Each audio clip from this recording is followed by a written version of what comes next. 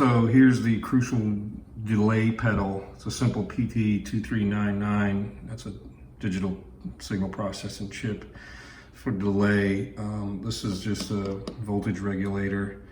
Got a potentiometer for the rate and a potentiometer for the depth or the number of repeats. And on clean, it's can't hear anything. If I crank it up just a little bit of returns, it starts to get deep. Kind of hear it. If I crank the speed down a little, it sounds reverby. On the lowest speed, kind of hear it.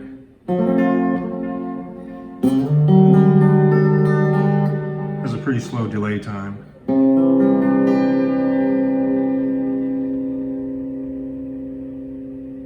It's pretty simple. Has rate, level, and depth controls. Just a button and an LED. Set on its slowest rate. It's pretty slow. Of course, the depth can turn it down a little bit so you don't have so much. And then obviously the rate speeds it or slows it. Almost reverby sound in there.